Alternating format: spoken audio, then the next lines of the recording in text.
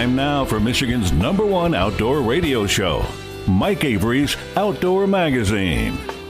Outdoor Magazine is brought to you by Jay Sporting Goods, the Yider Insurance Group, Angler Quest Pontoons and Polarcraft Boats, The Forward Corporation, Primal Tree Stands, Shadow Hunter Blinds, Security Credit Union, Garber Chevrolet, and by Michigan Brand Meats.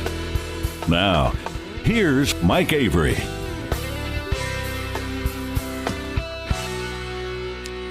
Well, thank you, Ken Hunter, for that introduction, and welcome to another edition of Outdoor Magazine here on the Outdoor Magazine Radio Network. My name is Mike Avery, and I am so glad to have you along with us once again as we embark in this 3-hour weekly celebration of the outdoor lifestyle, the history and tradition of the outdoor lifestyle here in the great state of Michigan and occasionally beyond, hunting and fishing, shooting and trapping, conservation issues, wildlife issues, wild game cooking, all of these types of things that add joy to life. They add a fullness to life. We can go through life with our heads down, grinding away at work, grinding away at school, whatever it is.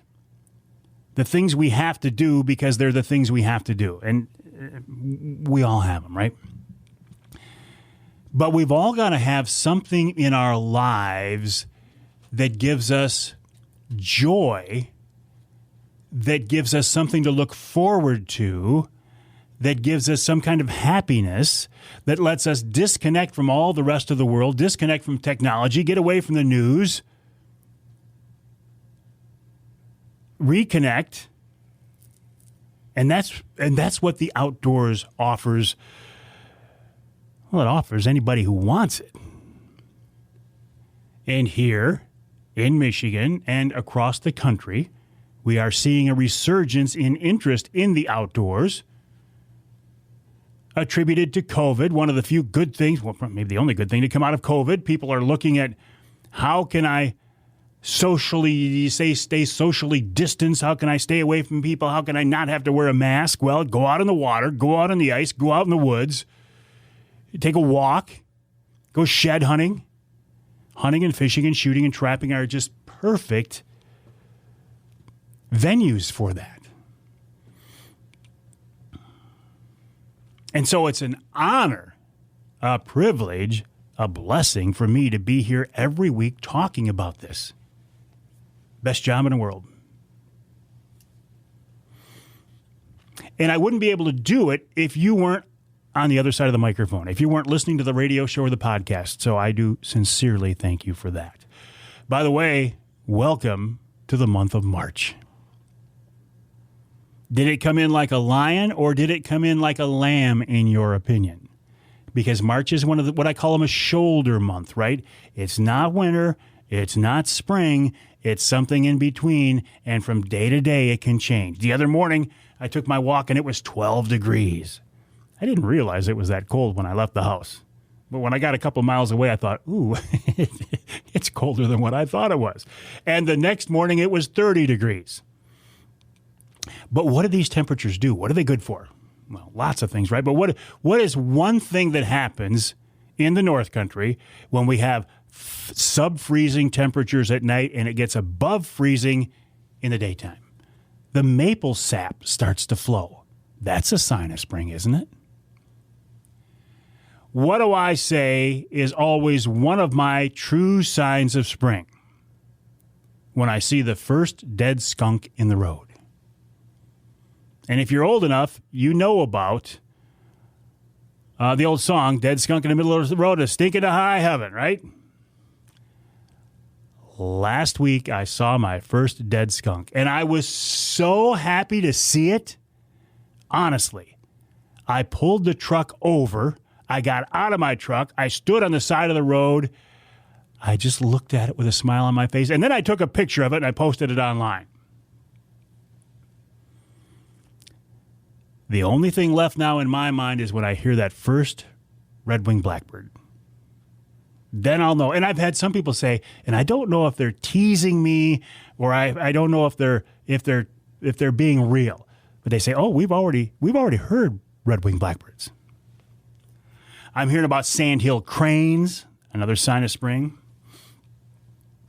Another sign of spring is I got my notification from the DNR that I was successful in my application for a springtime turkey hunt, which is not surprising because I put in for ZZ. It's pretty much a guaranteed hunt.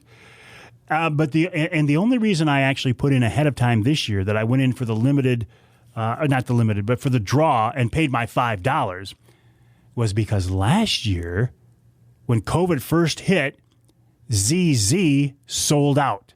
50,000 tags sold out. First time ever. And I didn't want to take a chance of missing out. I love turkey hunting so much that I did not want to miss out. So I paid my $5 and I was happy to do it. And I was successful in my drawing. What's it start? April 17th? And ZZ is a 6-week season?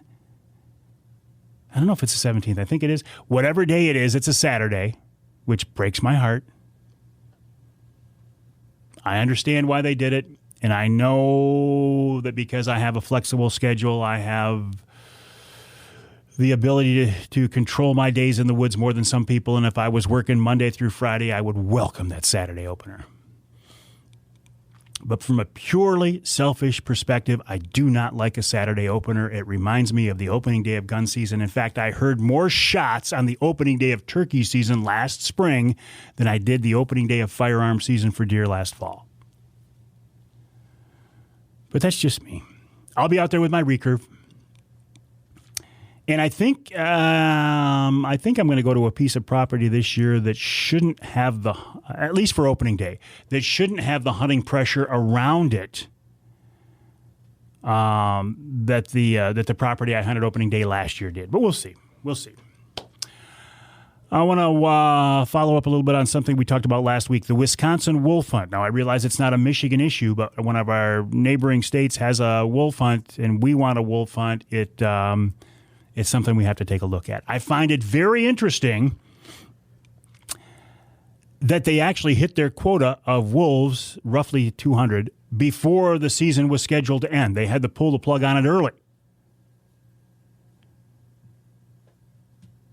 They did a couple of things differently than what we did here in Michigan, though. They allowed trappers to be involved, and actually, when they look back on it, the percentage of wolves taken by trappers was very small. They also let the houndsmen get in on it, the dog hunters. And they, the houndsmen and houndswomen, took 86% of the wolves taken in the Wisconsin hunt. Now, if that's not something to learn from when we have, I say when we have our Michigan hunt, and we better have a Michigan hunt. There's no reason we shouldn't. The feds have cleared the way. The only hurdle now is the antis, which will be a huge hurdle because they have more money than sense. But if for some reason now the DNR says we're not going to push this because we're afraid of the legal battles of the antis, I'm going to be very, very disappointed. Because sometimes you just have to take a stand, and you have to make a statement, and you have to push for something that is right and biologically necessary, even if you're afraid of the group that you're going to be fighting over it or fighting against, being the antis. HSUS, Fun for Animals, PETA, that whole group of crazy people. But if and when we do have a Michigan hunt, if we open it up to the houndsmen, and isn't that interesting? Because I've talked to several houndsmen, hound hunters, who have lost their dogs in the UP to wolves. Several of them have walked up on mutilated and partially eaten dogs because of wolves. And wouldn't that make you sick? So is it somehow karma? Is it vengeance? When these houndsmen can then turn around and let their dogs loose on the wolves? my question was, well, listen, you've lost dogs before. Weren't you concerned about it? Well, they had a different way of hunting. And rather than hunting in an area where they didn't know there was a pack of wolves, they're out after wolves, and they singled out animals. They got on tracks of single animals, and they let the hounds go. And they got the job done. 86% of the animals taken in the Wisconsin hunt were taken by houndsmen. What else is going on? With turkey season coming up, I need to remind you, if you want to get one of those primal see-through ground blinds, the Wraith 270, I love these things. I've hunted deer, bear, and turkeys out of them now. Go to outdoorpregame.com, use the promo code Mike20, and you can get one for $200. That's a tremendous, tremendous price. Coming up here in the next couple of weeks, my church, Trinity Monitor Lutheran Church in Bay County, the Athletic Association is having an online fundraising auction for the school. I will be giving away a 4-person trip on Saginaw Bay walleye fishing aboard the Angler Quest with me, Captain Mike Avery. Details on how to win that. You have to be the high bidder, obviously. Coming up on this week's Outdoor Magazine show after the break, Vance Gowel, who is a houndsman. I want to talk to him about that, how his season went, and would he, if he had the opportunity, would he hunt wolves in Michigan with his dogs? Ben Nielsen of Showspan talks about a very tough decision they had to make.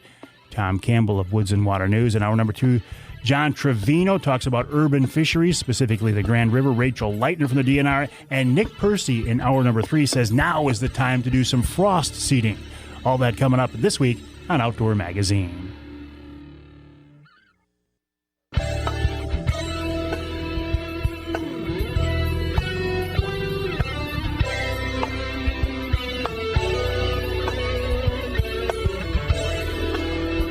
You can hear the Outdoor Magazine show in Alpena on WZTK, that's 105.7 FM.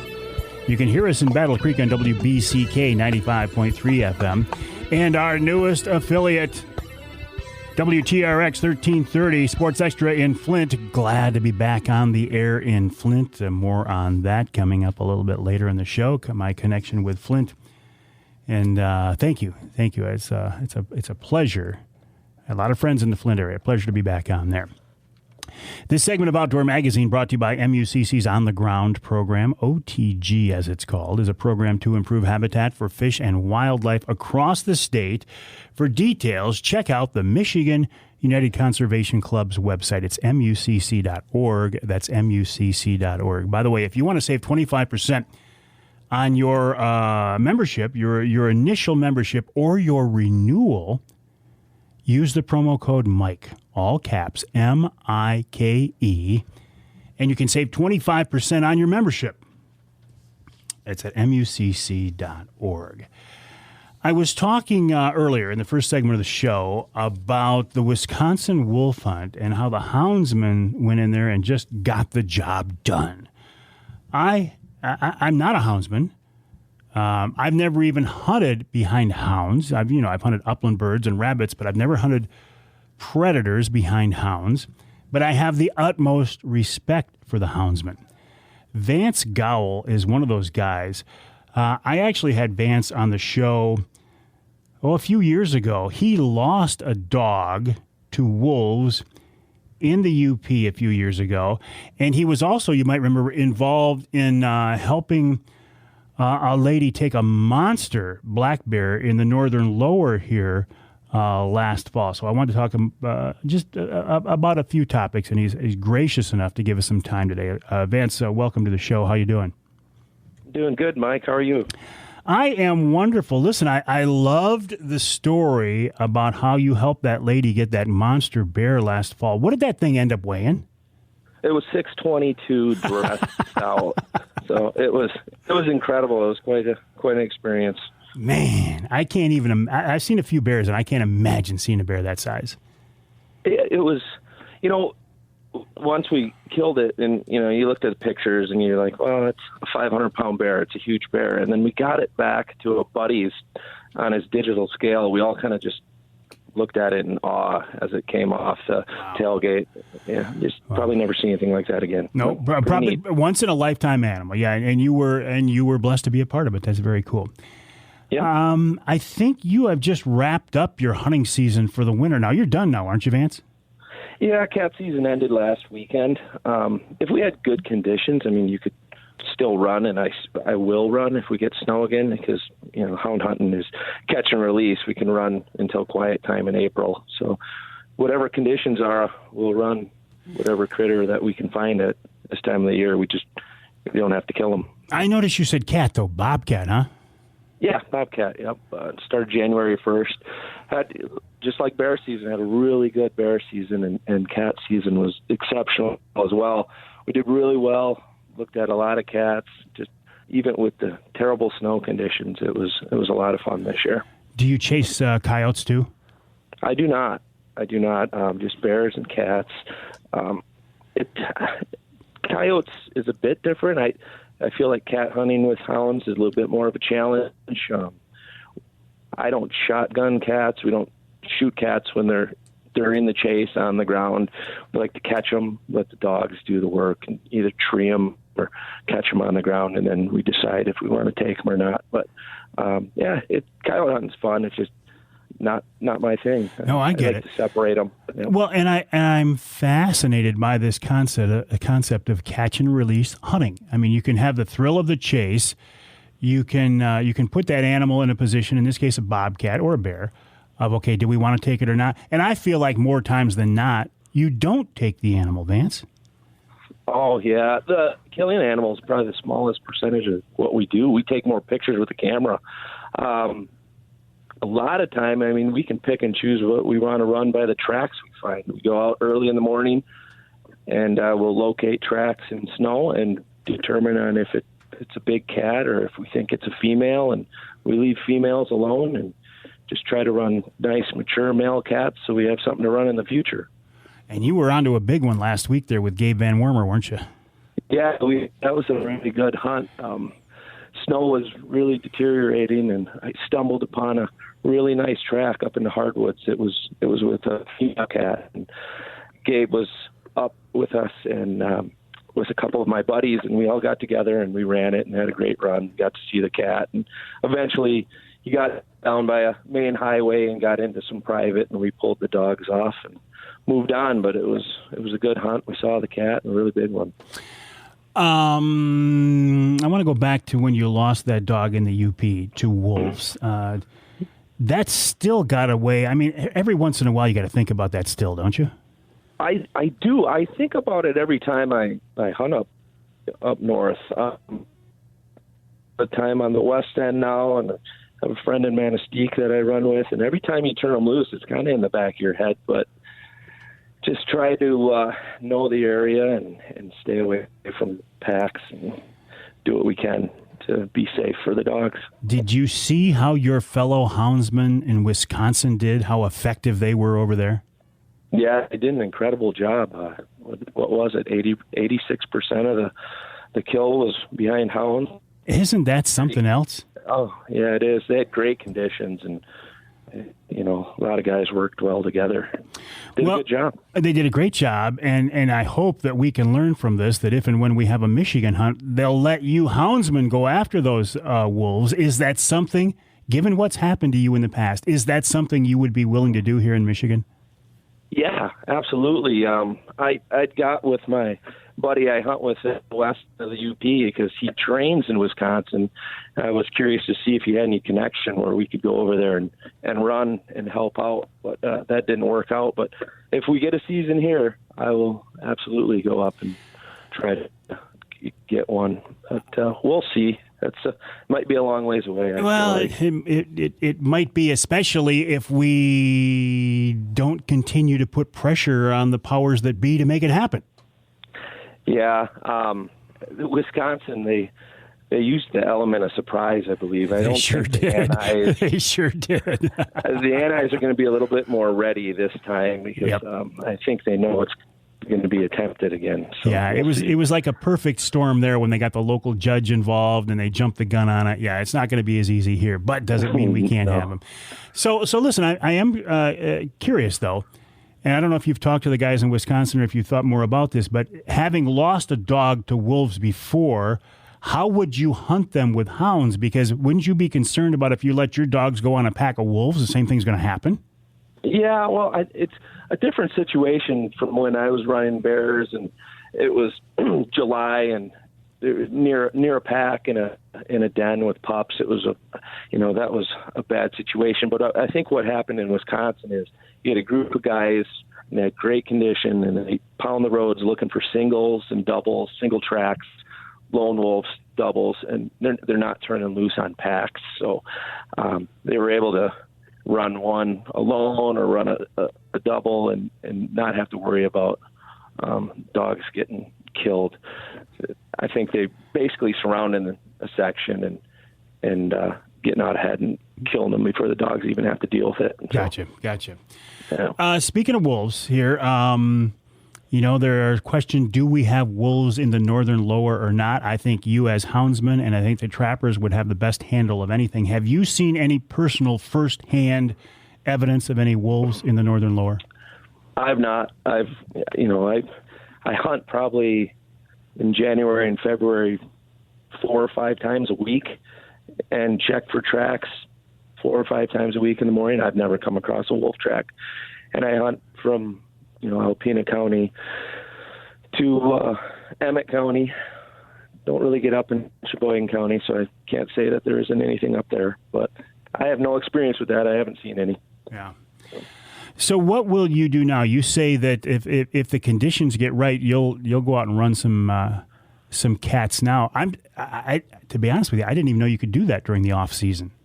I mean, you can typically, or basically, you can run anything. If I find a bear before April 16th, which is quiet time, April 16th to July 7th, you can't turn dogs loose. But year round, I can run anything. You just, you can't kill them unless it's during the season. So honestly, if we get decent snow, I'll run cats, just let dogs and young dogs work, get some pup experience.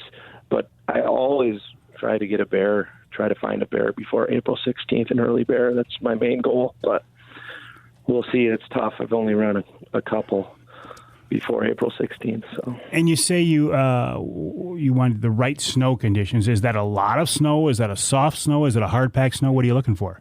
Right now, it's terrible. Everything melted down and it's hard, and I couldn't even find a track right now. I just need 3-4 inches and I could run again, but just enough good quality soft snow so we're not tearing up the dog's feet. That's the biggest problem right now. Dogs' feet get really worn down. Well, Vance, I appreciate you taking the time out today. I think it's interesting, the relationship you guys have with the dogs, and I don't think a lot of people truly understand just how much those dogs mean to you guys. You take care of them and baby them like they're members of the family. Yeah, we spend a lot of time on them, and they work hard for us, and we care about them. And that's the biggest part of hunting with hounds. The smallest part would say is the kill. I mean, that's just not important. The rest is the dogs and family being involved. It's a lot of fun. Well, Vance, sooner or later, you and I are going to we're going to get together, and I'm going to get to see how you do this firsthand. Yep, I think this summer would be a good plan. We got a nice cabin where you could stay as well. So, all right, I'll look forward to it. Thank you, Vance. Appreciate your time. All right, thanks, Mike. All right, that's Vance Gowell, a houndsman here in Michigan. A very good houndsman, got a lot of experience, and I do appreciate his insight into what it would be like to hunt wolves here in Michigan behind hounds. And I think he's exactly right, though, that Wisconsin did a lot of things right, and they had some outside help, and things happened fast, and the antis couldn't react, and they're going to be mad now. They're going to be mad because they got beat in Wisconsin, and I think they're going to vow that they're not going to let it happen here in Michigan. So we'll see. It's going to take some people in Lansing with the fortitude to fight that fight, and I'm not sure it's there right now. I'm not sure it's there. We'll take a break here in the Outdoor Magazine Show. When we come back, Ben Nielsen of Showspan talking about a very tough decision they had to make. That's coming up right here on Outdoor Magazine.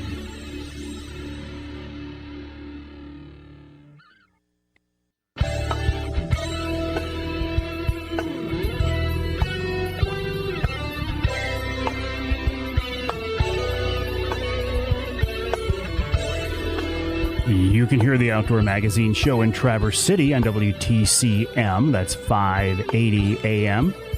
You can hear us in Tawas on WIOS AM and FM, 1480 AM, 106.9 FM. And you can hear us north of the bridge in Newberry on WNBY, 1450 AM. I was talking to the folks from Newberry just the other day, and I appreciate them working with me. Thank you very much, Travis. This segment of Outdoor Magazine brought to you by Boning Archery. Michigan-based Boning has been a leader in the archery industry since 1946. When Roland Boning invented Ferrultite to glue broadheads to what at the time were wood-shafted arrows, wooden arrows. These days, Boning continues to innovate with new products for target archers and hunters. In fact, they just sent me, it's very cool, it's called a pocket quiver. And it's for the range, because you can't put broadheads in it, but it's a quiver that I think you could put 6 arrows in, and then you put it in your back pocket. Rather than have a quiver on your belt, you put it in your back pocket. It's very, very cool. So see, they continue even today to come up with new products for target archers and bow hunters. By the way, they're celebrating their 75th anniversary in 2021. 75 years in the archery industry. What a tremendous accomplishment. The website is boning.com, BOHNING.com, boning.com. Now, Boning had planned on having a bunch of celebrations across the state. And I think one of the ways they wanted to do this was to use some of the big outdoor shows that we're so accustomed to every spring here in Michigan. But the world has temporarily changed. Nobody knows that better than Ben Nielsen of Showspan, and he's with us now on the Outdoor Magazine phone line. Ben, welcome back. Good morning. Thank you very much. It's an interesting time, isn't it? Yeah, I think that's a good way to say that. Interesting. And you guys have had to make some. True. And you guys have had to make some very tough decisions. We have, yeah. It has not been a fun year for us. There's no doubt about that.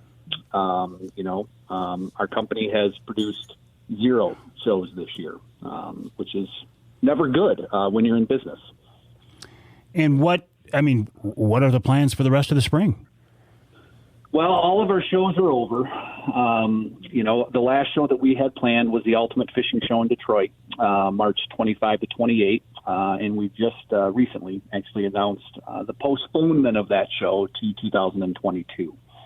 And so, at this point, we are not planning to do, any shows. But I guess to try to spin that onto a little bit more of a positive light, we're already starting planning the 2022 shows. And so we'll be there, we'll be back, we'll be better than ever. And I think we can all agree that we're ready for this to be done. Oh, absolutely. And I do find it interesting that you're looking at it as a postponement. We didn't cancel any of the shows. We just postponed them to next year. Yeah, you can use whatever language. The postponement gives it a little bit more of a it's going to be back type of a feel. The reality is there is no show this year. Yeah.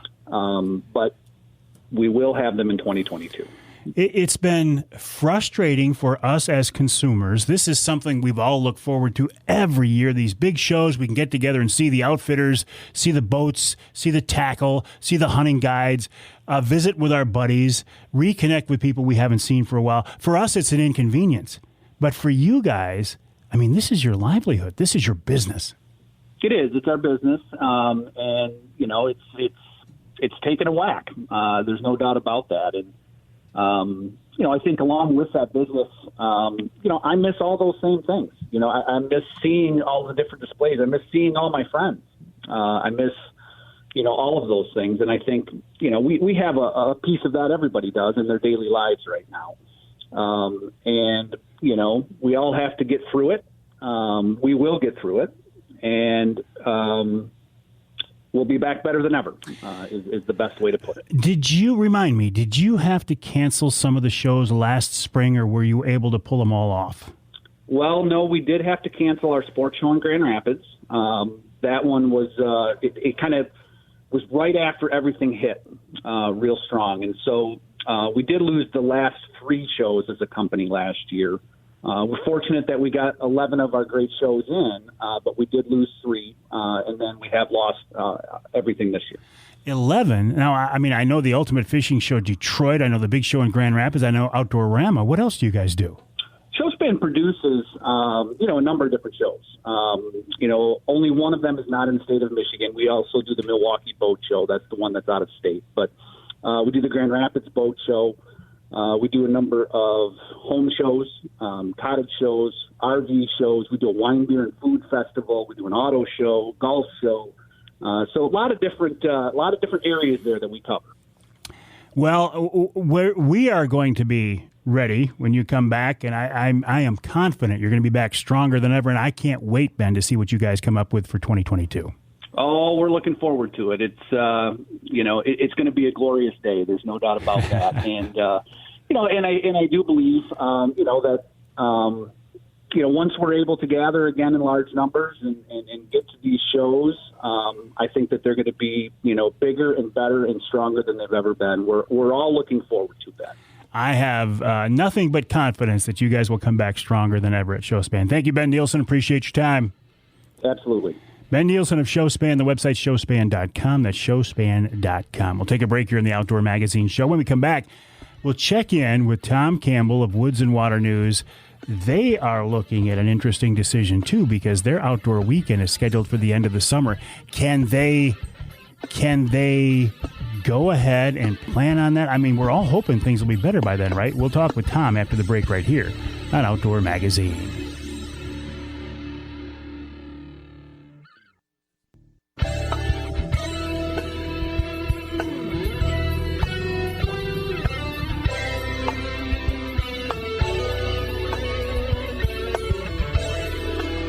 You can hear the Outdoor Magazine show in St. Joe on WSJM 94.9 FM.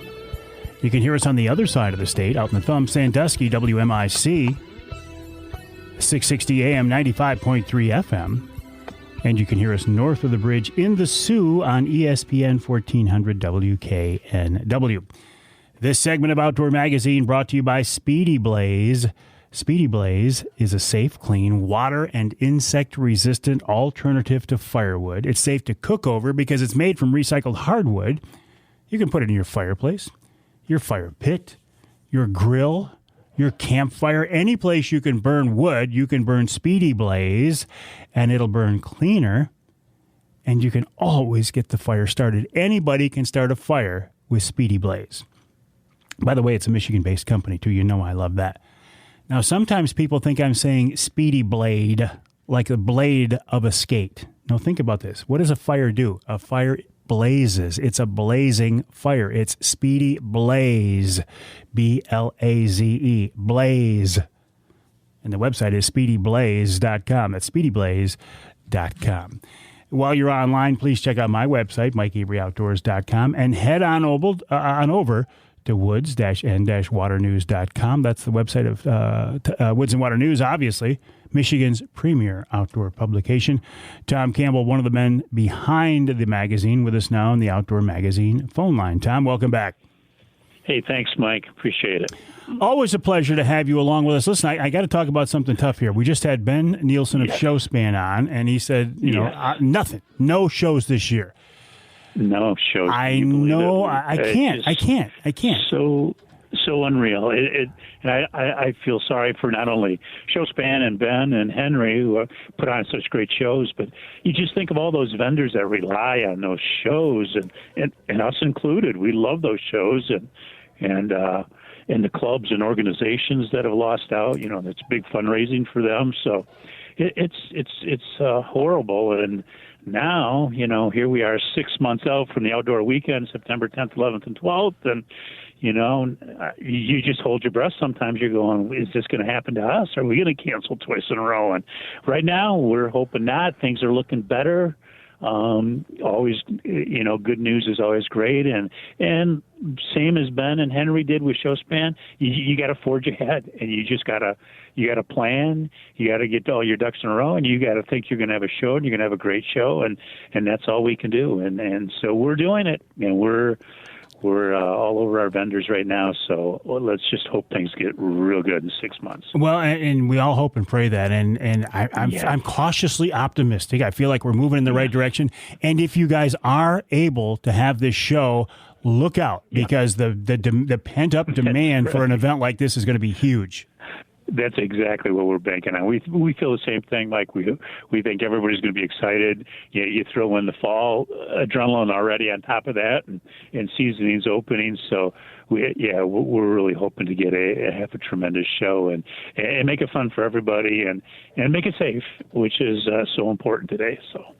Well, in the meantime, between now and when that show is scheduled, you've got 5 or 6 magazines to put out, to come up with. Where are we? Let's see. I know you're working on April. March is out. You're working on April already. Yeah, we're working on April. March is out on your favorite newsstand, or hopefully in your mailbox by now, and it's full of great information and some really unique stories this month. I'm sorry, we've got an article about, this will throw you a little bit, vampire bucks in there. And then how about a red-faced black bear in Michigan harvested last fall? Wow. So, we try to follow everything unique, as well as great techniques, how to fish, how to get ready for turkey season, early open water fishing. We've still got some great ice fishing stories in there. So, and of course, we're still following great stories on big bucks. We got an 8-year-old with a fantastic buck right on the cover. So we just try to cover everything that people would be interested in that love the outdoors in Michigan. Well, March is one of those weird months. For the February edition, you're talking wintertime. For the April edition, you're talking spring. So March is one of those weird times where you don't really know what to put in there, right? Exactly right. And we're sitting in advance of putting in and when we're, for example, with the March issue, we're putting it together when we were having record lows. We hadn't seen anything over 32, so you think we're going to have ice for a long time. And certainly as soon as you print, all of a sudden, boom, it's 50, 52, 53 degrees. And the DNR is saying you got to get those shanties off. So it's tough. It's tough at times, but I think people understand that and realize that and go with the flow. Well, and you've done such a great job for so many years, Tom, and I'm sure this will continue long into the future. And again, we're all pulling for you that you can pull the big outdoor weekend coming up, and that would be the first full weekend after Labor Day, which you guys have locked in for so many years, the best weekend of the year. That's right. Exactly right, Mike, and I appreciate it. I appreciate the support. Tom Campbell of Woods-n-Waternews, the website woods-n-waternews.com. That's woods-n-waternews.com. We got to take a break here for the top of the hour. When we come back in hour number 2, I want to talk about urban fishing here in Michigan. I find this a fascinating topic. I love the topic. We have so many great urban fisheries in our state. I'll mention a few. I don't want to forget them. The Saginaw River, the Detroit River, the St. Clair River, the St. Joe River, the Grand River. They all flow through major metropolitan areas, and they have some fantastic fishing. Johne Trevino knows it very well. We'll talk to him. Rachel Leightner from the DNR talks about bears coming out of the dens. What does that mean? And this week's Ask Avery, a little inside baseball behind the scenes here at the Outdoor Magazine radio show. Coming up in hour number 2 of this week's Outdoor Magazine.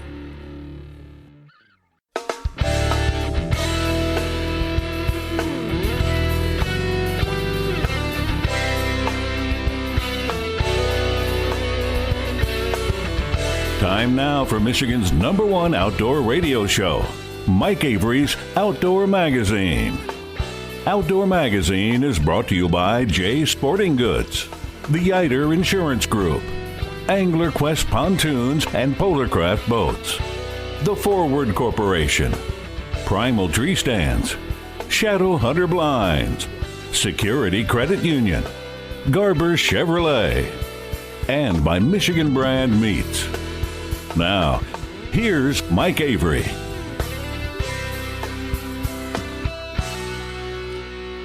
Well, thank you, Ken Hunter, for that introduction, and welcome to hour number 2 of this week's Outdoor Magazine show right here on the Outdoor Magazine radio network. Almost 30 stations across the great state of Michigan, and so glad to have you along with us. This is a 3-hour show. Not all of our affiliates are able to carry all 3 hours, but it is a 3-hour show. And I think the best way to listen to Outdoor Magazine Radio is on your local radio station, your local AM or FM station. I mean, after all, it is a radio show. It is scheduled, recorded, produced, and distributed primarily as a radio show. And if you listen on your local radio station, you can get your local news and weather and sports and even your local commercials. Maybe there's a sale or something you want to take advantage of. And the broadcast stations air the show before the podcast version is uploaded. So you can hear it first. But if your local affiliate doesn't carry all 3 hours, or if you live in some part of our state not covered by the broadcast signal, you can always hear the show as a podcast. And the podcast is nothing more than the audio from the show that I'm recording right now, made available somewhere other than on your local radio station. So the next question you might ask me, okay, I get what a podcast is. I've heard about podcasts enough. I'm inundated by the term podcast. I get it. But you might say, well, where do I hear your podcast, Avery? And that's a great question. You can go to my website, MikeAveryOutdoors.com. I put it there also. MikeAveryOutdoors.com is kind of a clearinghouse for all things Outdoor Magazine Radio and Mike Avery Outdoors. So from there, you can get to everything. I also put it on the Facebook page. In fact, I have a very active Facebook page. There's about 80,000 people on there. I'm posting constantly on that page. I'm always sharing your pictures and videos and answering your questions. So you can do it. You can find it on Facebook. I upload the show, by the way, Sunday afternoons at 6. It's also on Amazon Music, it being the podcast. It's now on Audible as well. I am a huge Audible fan. I listen to at least one audiobook every month, and the fact that Audible now has podcasts there, including my podcast, makes me a very, very happy guy. If you're one of the 12 people who in the world who are on Twitter, it's also on Twitter. I joke. I know Twitter's a big deal to some people. And because it is, I put the podcast up on Twitter. I also put it on LinkedIn. You can go directly to iTunes. You can go to Google Play, iHeartRadio, SoundCloud. SoundCloud is a big podcast outlet. Spotify, another one. TuneIn, Stitcher, Player FM, Deezer, Radio.com. I even put the podcast on YouTube. I know, it's a radio show, and I put a podcast of it on YouTube. It's kind of crazy, isn't it? So a lot of places to listen to the podcast version of the show. And I do appreciate it. Also need to put a plug in for the podcast network. Each month I do podcasts for Jay's Sporting Goods, Offshore Tackle, Angler Quest Boats, Killer Food Plots, Polar Craft Boats, and Shadow Hunter Blinds. And today when the show's done, we're going to do one for Offshore Tackle and Killer Food Plots.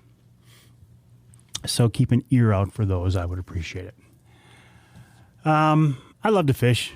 I absolutely love to fish. I don't care if it's a remote lake in the northern part of the state, out in the wilds, the remote, there's nothing there but you and loons, or if it's downtown Detroit, fishing for walleye in the Detroit River.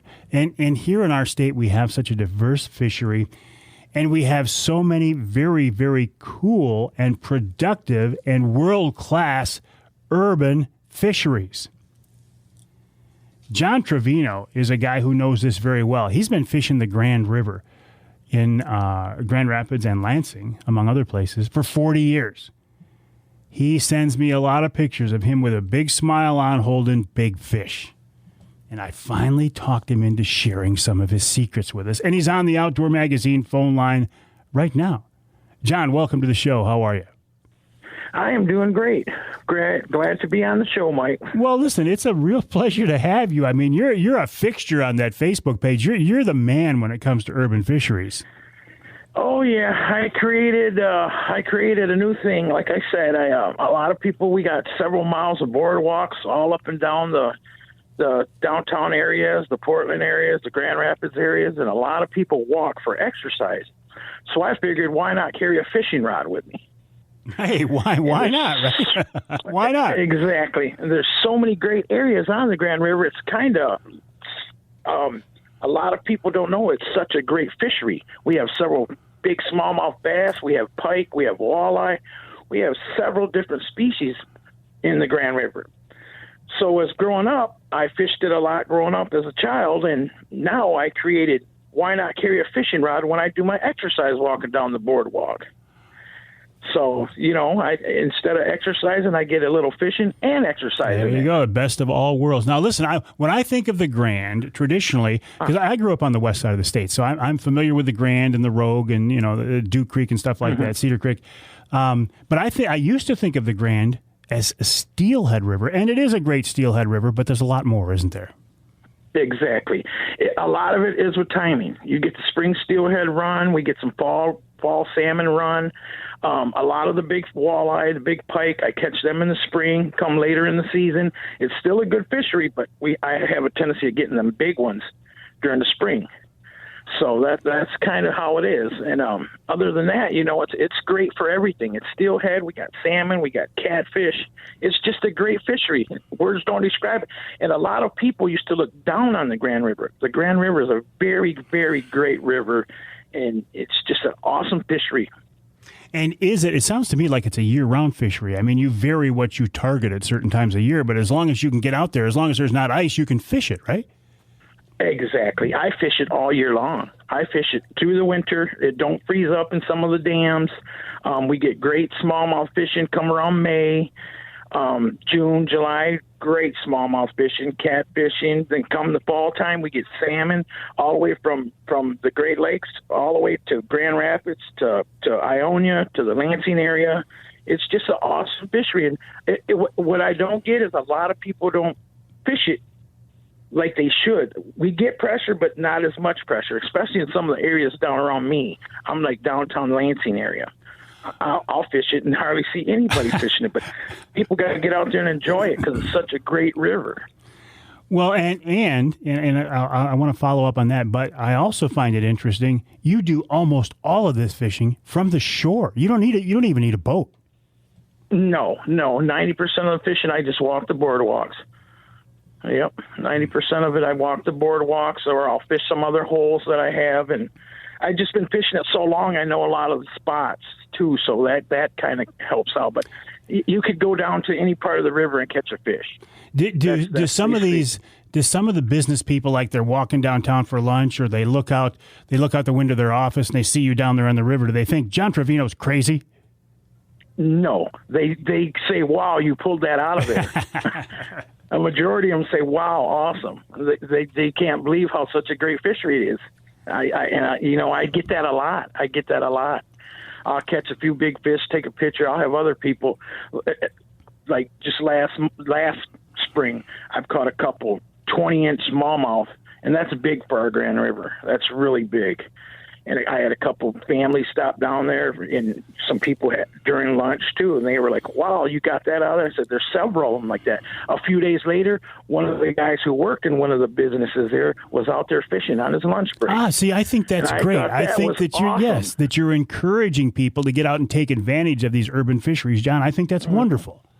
It sure is, and like I said, it's very very awesome fishing spot, but a lot of people don't take advantage of that. That's the thing.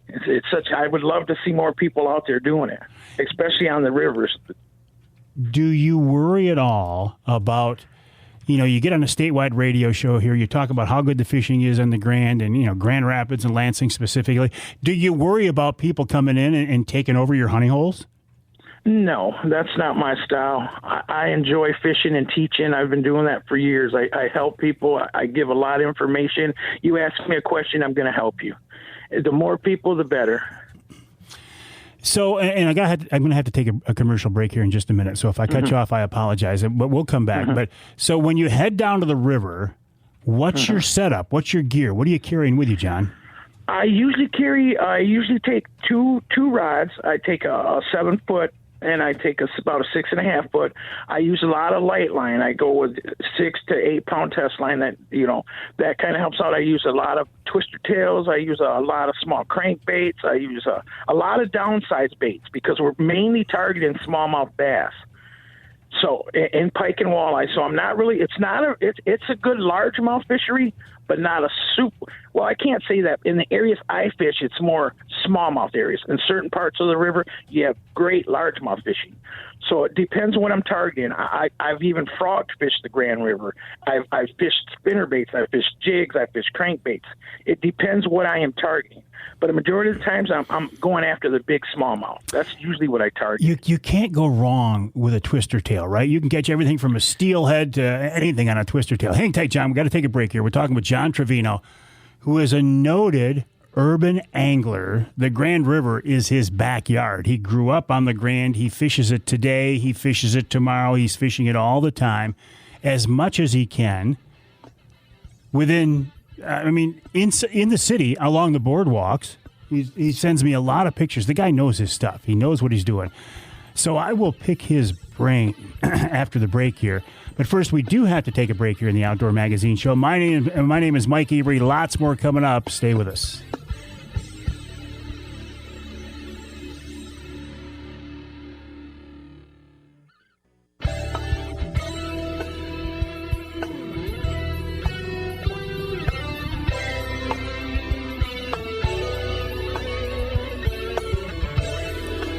You can hear the Outdoor Magazine Show in Caro on two stations, WKYO AM 1360 AM and WIDL 92.1 FM.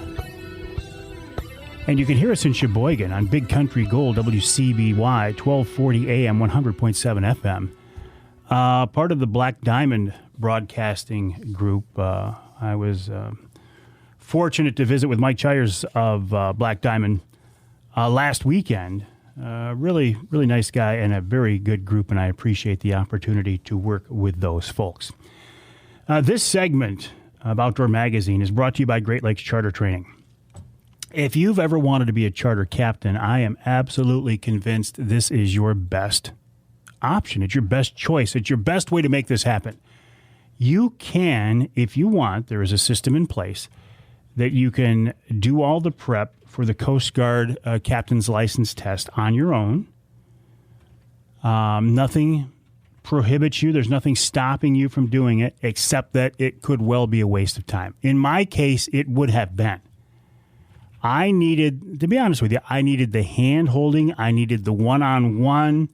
I needed the ability to ask questions of my instructor when I got my captain's license, and Great Lakes Charter Training allowed me the opportunity to do that. It was, I think, 7, 8, I don't remember, days of basically 6 hours a day of pretty intense training. We didn't have any homework, so that was nice. There's no way I could have passed the charting part of the Coast Guard exam. My brain just didn't work that way. I needed the folks from Great Lakes Charter Training to help me out, Great Lakes, GLCtraining.com.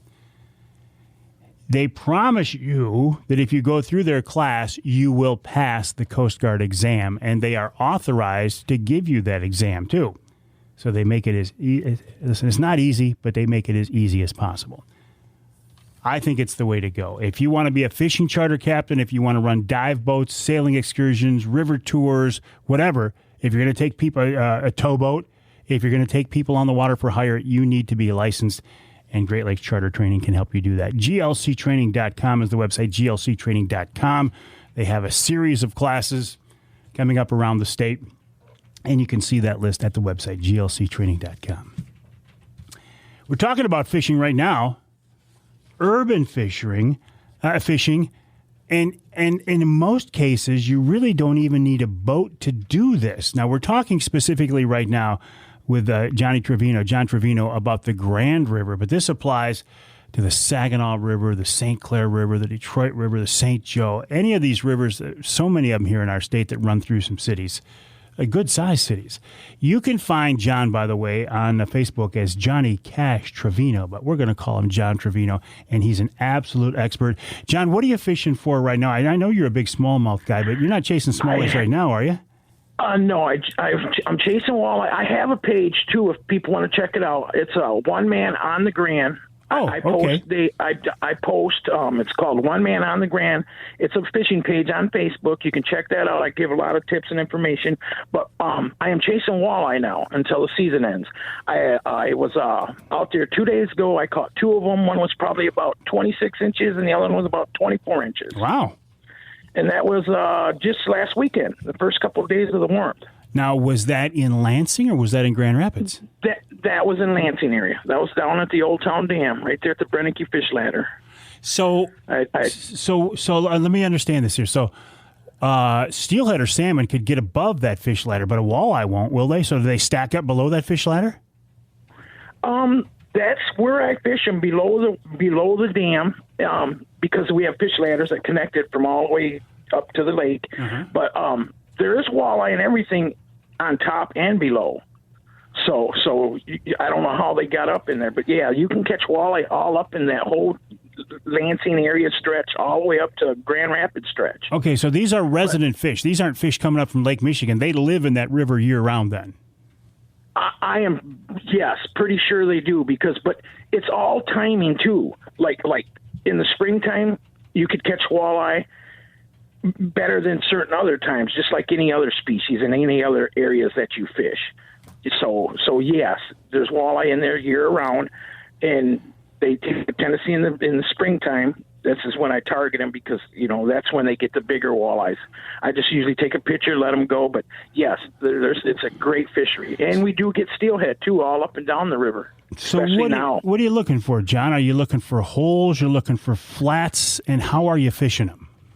I am fishing them in rock structure, and there's a few holes that I know from fishing it for so long. For so many years. So I kind of know the river. I wade the river. I know the river. And I am fishing them with a lot of, I float fish for them. It depends. If the water's clear, it just like any other fishing. I'll fish them on jigs. I'll fish them on crankbaits. I float fish for them. It just varies. When you look at the river, you'll know. If the water's clear, I'll go with a natural color. If it's a little darker, I'll go with a little darker color. So that's pretty much how I do it. So you are wading, too. It's not just all bank fishing or shore fishing. A majority of the time, it's bank fishing. Probably 80% of it's bank fishing. I do wade the Grand, too, quite a bit. But a lot of the fish that I catch during early spring and early summer, I'll fish strictly bank. So you're fishing walleye now until the season closes. From the bank. Do you get any pike? Any pike this time of year? Several pike. I've caught several over 40 inches out of the Grand River, especially in the springtime. And I got a few of them pictures on my Facebook page that you can check out. I will do that. It's One Man on the Grand on Facebook, right? Yes, yep, and it's a Facebook page. I'm going to start following you because I find what you're doing very, very interesting. And then once walleye season closes, then will you take a little break until the springtime smallies, or will you turn right to the smallies right away? No, now that you're allowed to target smallmouth here in Michigan as long as you put them right back during the closing season. Yep. So I'll fish bass and take a lot of pictures. I catch a lot of the big ones during this time of year, and then after that I'll target largemouth bass once the weather gets warmer, and then I'll go back to smallmouth in the fall and salmon and steelhead. It's just like a pattern. During a certain times I'll fish for a certain species, then I'll completely stop fishing for that species, and then I'll start on another species and fish that till the weather temperature changes, then I'll target another species. So that's pretty much how I do it on the Grand. Ever caught a fish that absolutely surprised you, one you didn't know was in there, or one you certainly weren't fishing for? Not necessarily. I have targeted a certain species and end up catching several other species that I wasn't targeting, and I was surprised.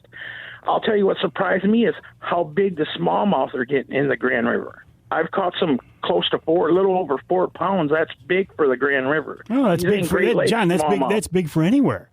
Yeah, that's giant for our Grand River.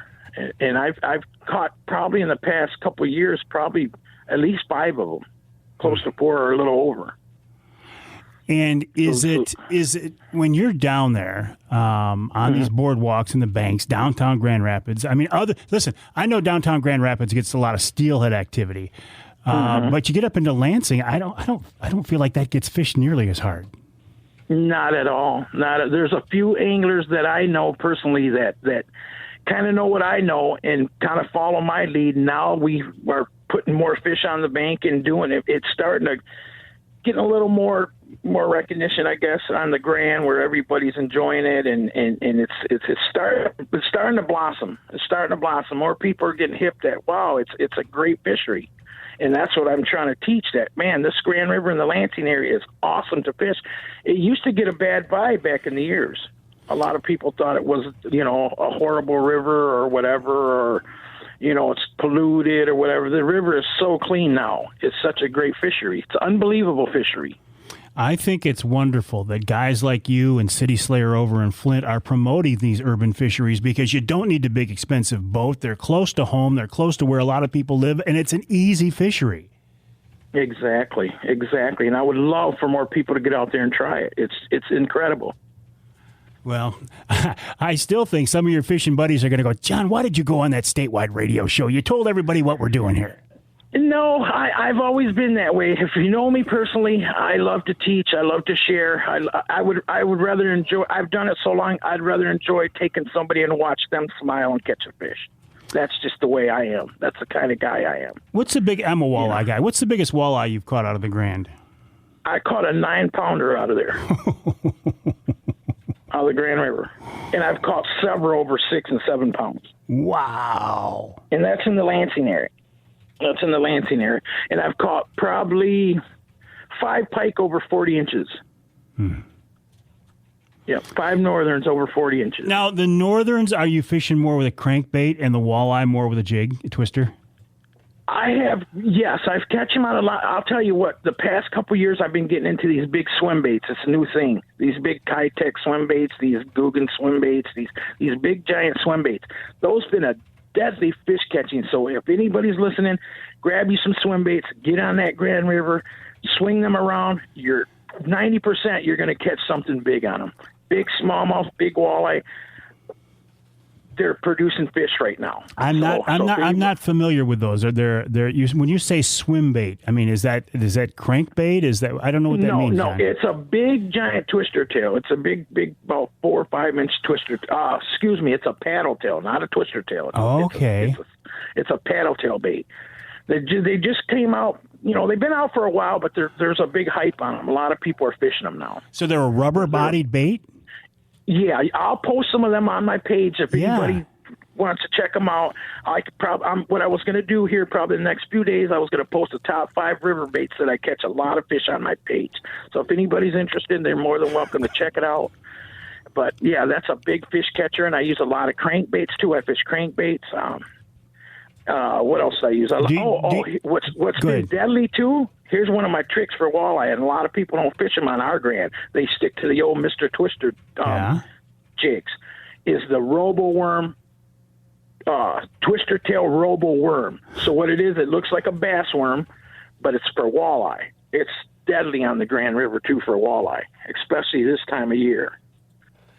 Well, John, I tell you what, as soon as I get off the air, I'm heading over to that page, One Man on the Grand on Facebook. Yep. It's a page that John Trevino put together. It's only a few days old. It's only a few days, but there's a lot of fish pictures on there. But I'm going to grow that page to a teaching page. That's what I plan to do. That explains why I haven't seen it. It's brand new. Yeah. John Trevino, appreciate your time. You can find him on Facebook, One Man on the Grand. I've been following this guy online for the last couple of years. I'm very impressed. I can't wait to check out this page. John, appreciate you joining us. I love urban fisheries. I love everything about urban fisheries. We'll take a break here in the Outdoor Magazine show. When we come back, Rachel Leightner of the DNR, she reminds us that bears are starting to wake up from the dens. What does that mean? And then we'll wrap up the hour with this week's Ask Avery segment that's coming up right here on Outdoor Magazine.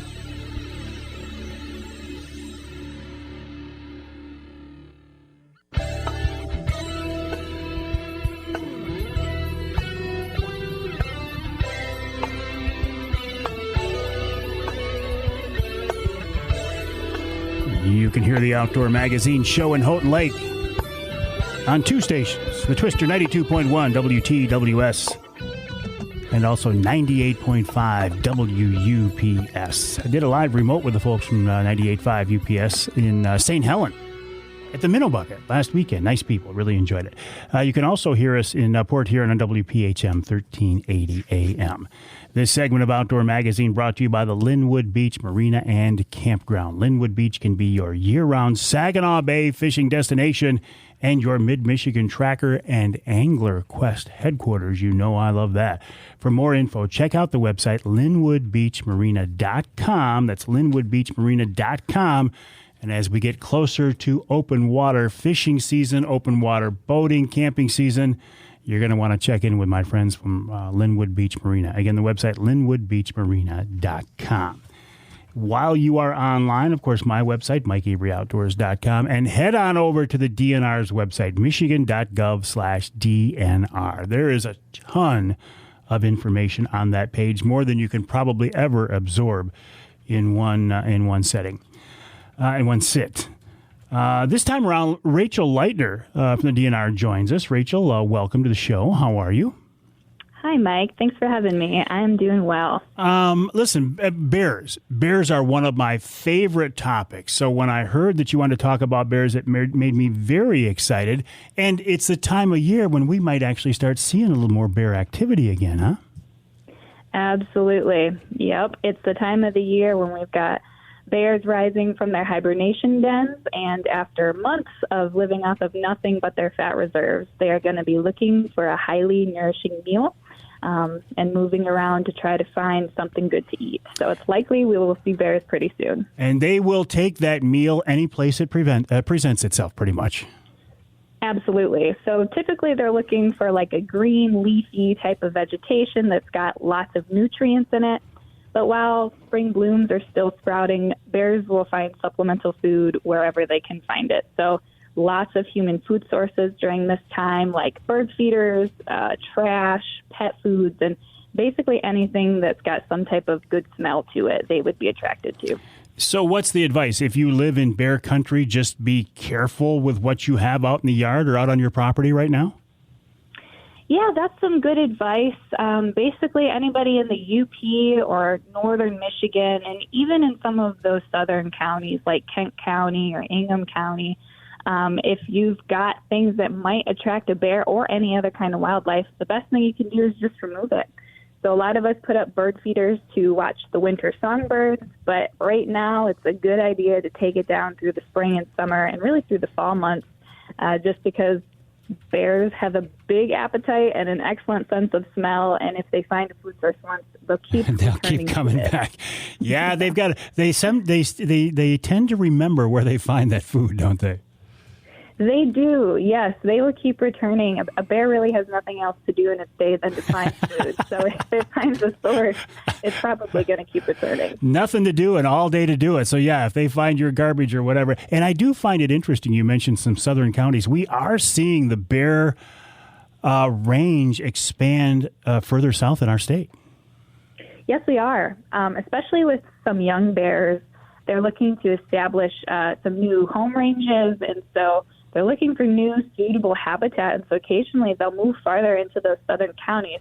Now, usually they'll move farther up north because we have so much urban development that occurs in these southern counties, and so they can't always find what they're looking for, but it's very normal to see bears around Grand Rapids.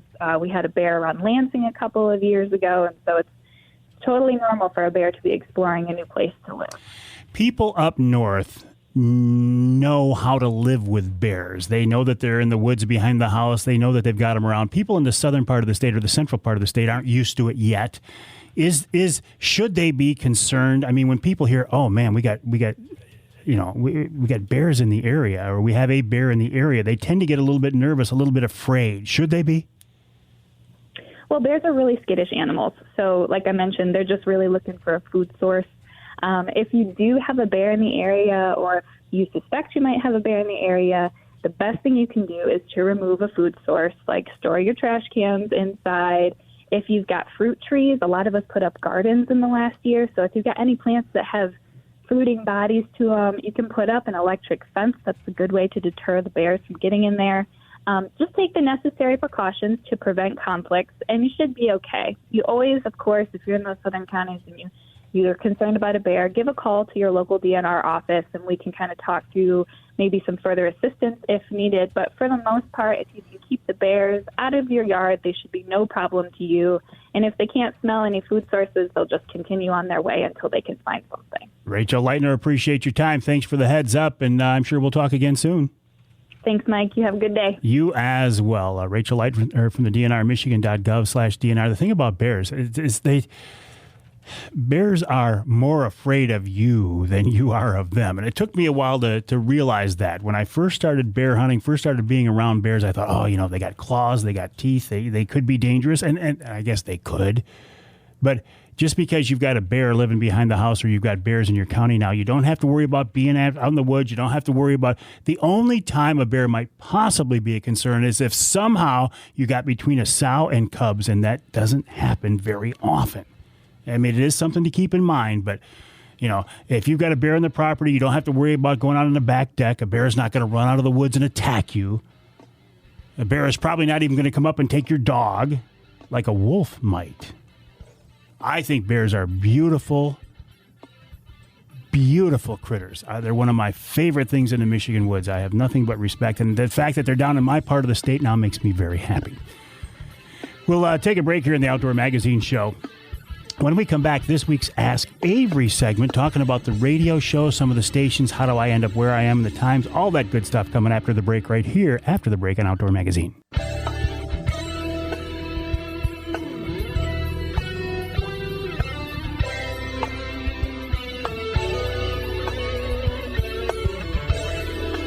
Welcome back to Outdoor Magazine. My name is Mike Avery. Glad to have you along with us.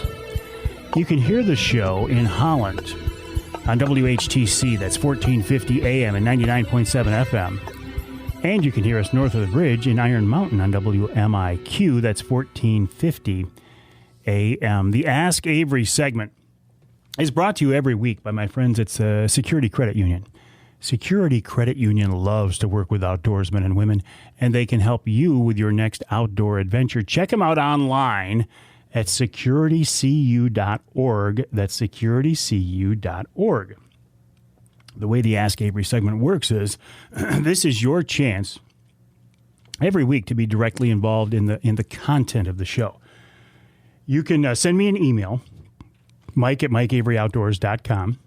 mike@mikeaveryoutdoors.com, or hit me up on any of the social media outlets, and you can ask me a question directed to me, something you want me to answer, or if there's something that's bothering you or something you want to ask, state government or DNR or something that you can't quite get to the right people, well, maybe I can. So send me an email to mike@mikeaveryoutdoors.com or hit me up on any of the social media outlets. This one was actually posted. I didn't write his name down. This was posted on the Facebook page, and I feel so bad that I didn't write the name down. Oh, man. But the question was, I'm looking for an answer just for curiosity's sake. He says, you may have already explained this, but why did you used to have your show on WSGW, and this is Saginaw, right, on both the FM and AM, and now it's just on Sunday. He said, I used to like getting up Saturdays, and I was getting my day started, and I would put your radio show on. He said, I still listen to the podcast, but Sunday morning I'm in church, so I can't listen to the radio show. He says, it's not a major problem. He says, but how do you determine where your radio show airs and what time it airs? And I think that's actually an interesting question. Specifically in the Saginaw and the old Tri-Cities market, WSGW. I used to be on the FM side, 100.5, Saturday mornings from 9 till noon, and on the AM side, 790, from 9 till noon there. But recently, they did something here. Oh, and the guy's name is Tim.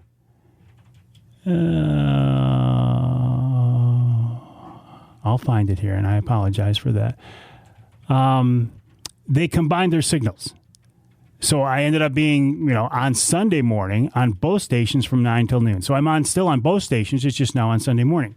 But the bigger question is, how do I decide where I'm on? I get in as many different markets as I possibly can. And the way that happens, 80% of the time is I will go, I'll look at a market and say, okay, I'm not in that area. And there aren't many left. I'm not in Detroit, but there are business reasons for that. They want too much for me to be on in Detroit, and I'm just not going to do it unless an opportunity comes along that I don't see. And you never say never, right?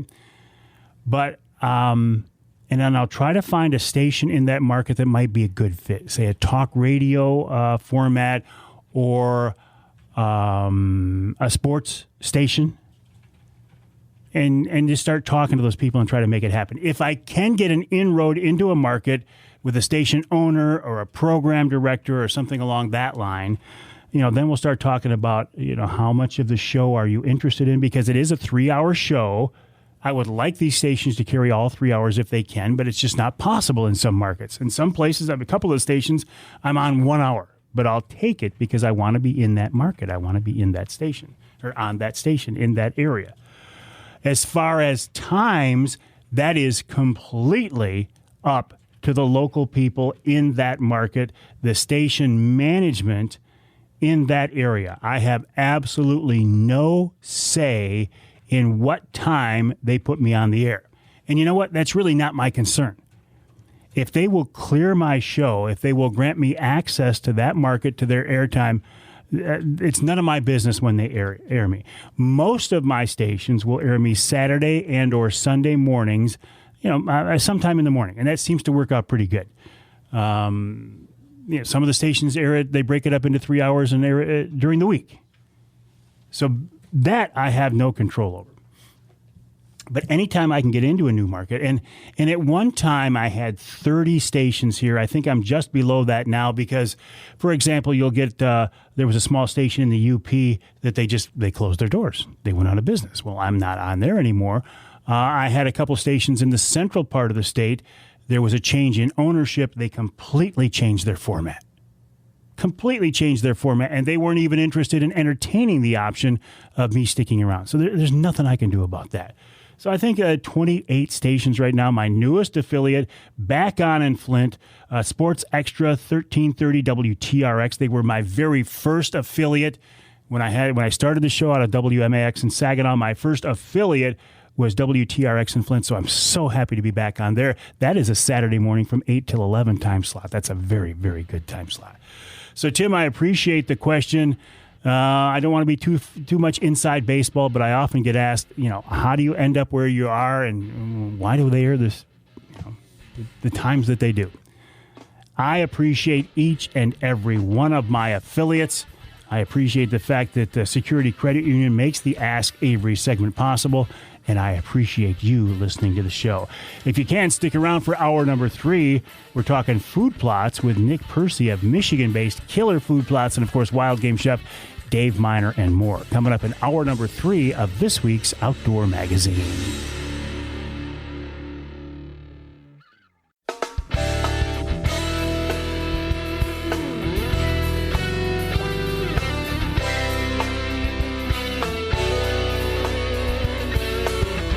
Time now for Michigan's #1 outdoor radio show, Mike Avery's Outdoor Magazine. Outdoor Magazine is brought to you by Jay Sporting Goods, the Yider Insurance Group, Angler Quest Pontoons and Polarcraft Boats, The Forward Corporation, Primal Tree Stands, Shadow Hunter Blinds, Security Credit Union, Garber Chevrolet, and by Michigan Brand Meats. Now, here's Mike Avery. Indeed, this is the big guy, Mike Avery, and welcome to hour number 3 of this week's Outdoor Magazine show right here on the Outdoor Magazine Radio Network. What is this show all about? It's a 3-hour weekly show on AM and FM stations across the great state of Michigan, also available as a podcast, talking about hunting and fishing and shooting and trapping, primarily here in the great state of Michigan. But we'll talk about conservation issues, wildlife issues, talk about the DNR once in a while. But the basic premise is I want to talk about things that will allow you to better enjoy this outdoor lifestyle, to get the absolute most from your outdoor experience. And what does that mean? Because it's different for everybody. Take deer hunting, for example. You can be a casual deer hunter who grabs his 30-06 on the opening 2 days of the firearm season and consider yourself a deer hunter. Maybe you occasionally take a deer and you enjoy that experience fully to the utmost. That is deer hunting to you. And God bless you. Because the outdoors is a very, very personal experience. Say for walleye fishing. I'm a walleye guy, right? Nobody likes walleye fishing more than I do. But there are an awful lot of people who are better at it and more intense and more knowledgeable than I am. But it doesn't matter. The experience is the experience. Now, going back to deer hunting, some people have taken this to levels that are just, they blow my mind. They target mature bucks. They pass on smaller bucks, and that's fine. Enjoy it the way you want to enjoy it. But they've got sheds from the deer they harvest. They get them on trail camera. They do food plots. Food plotting is huge here in Michigan. Food plots are used to attract and hold wildlife on your property. Usually deer, but turkeys as well, right? And when the bait ban went into effect in the Lower Peninsula here a few years ago, a lot more people started looking at food plots. In fact, I'm looking at food plots. We've got some lease property that I'm, for the first time in my life, I want to put in some food plots, and I'm excited about it. Nick Percy is with a Michigan-based Killer Food Plots, a Michigan-based family-owned company, and I love Michigan-based family-owned companies, and I'll tell you right now, I have so much respect for anybody who can take a concept of, okay, this is something that I want to do. This is an idea I have, and they take it to the next level. They take action on it. They put their passion in it, their blood, sweat, and tears, and they build something out of nothing. And that's what Nick Percy did. He had this idea for a concept, for a product, for a project, for a company, and he made it happen. And these days, he's growing like crazy, and he's with us now on the Outdoor Magazine phone line. Nick, welcome back to the show. How are you? I'm good, Mike. Thanks for having me on. Always a pleasure. Hey, how are things going? I got to believe the food plot business is a great place to be these days. It is extremely, extremely busy. There's been a huge demand for our habitat management. We've been doing a lot of timber projects this winter, harvesting the timber. We've been getting ready to stump some of those areas that we are implementing food plots into otherwise solid wooded properties, and a lot of requests for quotes for food plot installs and questions about, how to fix their soil, what to do. I live in Michigan, the land of the Michigan dirty sand, I call it. So, yeah, we're cranking busy, and we need to be hiring some people here soon. So definitely need to get the word out there that we're going to be hiring for people for field staff and working in the fields and getting food plots rolling. Well, yeah, because you as one man can only do so much. I don't care how many hours a day you work. Yeah, well, and I know that you and I talked. I hired a manager to manage that part of my business, and of course, I've been at this 31 years now, which is hard to believe, but it's going to take a few years to get him up to speed at managing the overall business side of things and working with customers and that customer service piece. But in the meantime, he and I are working like mules, and we're trying to do everything we can to stay in front of it. Property management is actually more than just food plots, isn't it? Oh, yeah. There's a ton of different things. So we do everything from, evaluating, doing a consult, evaluating what's going on in that property, manipulating the understory, improving the canopy by doing selective timber harvest, get more natural food, natural cover growing, address invasive species. We have several here in Michigan that we address. Probably autumn olive is one of the number one problematic invasives that we have to address, or it'll choke out all the native species and food and better quality timber. And So we do a lot of that work. A lot of properties in Michigan are a lot of times are 20, 30, 40, 50 acre wood lots, and there's no place for food plots. And, as you mentioned at the intro to the show here, baiting with the baiting ban, that's primarily how people were able to attract and draw in the deer that they were hunting. And with that being gone, people have had to take a step back and look at what can we do to improve our success, improve our quality of the hunt, and attract the deer that we're looking to harvest. And so, we've gone in and we've had to create plans. We've had to determine where to place those food plots, go in and do a selective timber harvest, cut areas very hard and clear them out, stump them, get the ground built, and then implement that food plot program. So there's a lot of moving pieces and a lot of features that every property is unique. And so you have to look at those pluses and minuses, figure out how many hunters, figure out what seasons they're going to hunt. If they're just bow hunters, they're gun hunters, they're all season hunt. Do they use the property for recreational? Do they camp there? Do the kids run quads and mini bikes through the woods? Are the customer going on walks? There's a lot of things you need to take into account when you're trying to establish an ideal habitat in an interesting place for the not only deer but turkey and other wildlife to want to come. So there's a lot of moving parts and a lot of features that we look at and try to enhance along the way. Nick, you mentioned autumn olive. At one time, they told us we should plant autumn olive. It was a great deer attractant. It is the way that we look at property management. Has it changed that much? Has it evolved that much over the years? Oh, it's definitely evolved. It's definitely evolved in that aspect.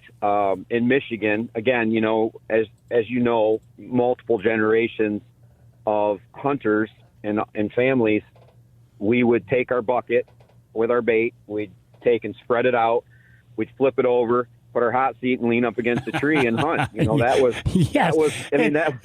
And I kind of miss those days sometimes. I do too. Yeah. Sometimes it gets to take on a whole different serious level that I'm like, I'm not out here to relax, but but that's what families did, and it's family tradition. And you went with your family, whether you were a young boy or young girl or husband, a wife, your aunt, uncle, grandma, everybody went to deer camp or to the cabin, and it was such this anticipation and excitement for opener of gun season, and there was a lot of last minute preparation happened, but we could do that nowadays.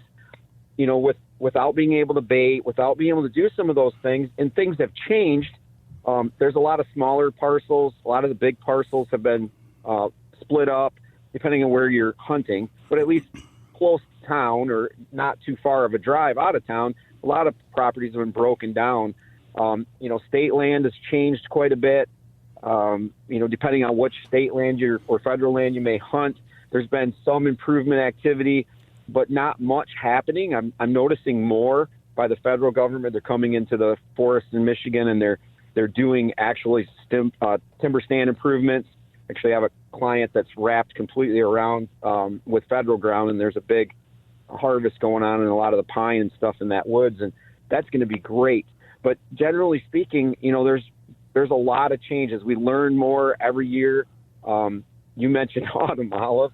The DNR and the MDOT, they were planting that in the middle of the highways for erosion control and stuff. And the birds and the deer and the turkey, they love autumn olive. It's a great place to bed. They love the leaves. The birds love to eat the berries, unfortunately, which are full of seeds, and then they multiply, quickly. And it's a fast-growing plant, and there's no way to rip it out of the ground or to burn it. You have to chemically kill it and then extract every root, because if you leave one behind, here it comes back again. Wow. We're talking with Nick Percy of Killer Food Plots. The website is killerfoodplots.com, killerfoodplots.com. We also do a monthly podcast with Nick. In fact, when we get done recording the show, I'm going to do an offshore podcast and then a Killer Food Plots podcast. You can listen to that podcast on the website, killerfoodplots.com. We got to take a break here in the Outdoor Magazine show. When we come back, all right, Nick, I'm going to ask him, what do we do now? I hear about this thing called frost seeding. I look where I'm at right now. I look out the window. The sun's shining. It's cold. I'm thinking it's too early to start a food plot. I think Nick will tell me, no, you can. We got to talk about soil samples, just basically how to do it, right? Nick is a genius with this stuff. But I want to get back to the basics. For those of us who aren't at the level he is, how do we get started? What do we do? And how do we improve our habitat? And can we do it for turkey season, or are we looking into the fall? All those questions and answers and more coming up after the break here at Outdoor Magazine with Nick Percy of Killer Food Plots.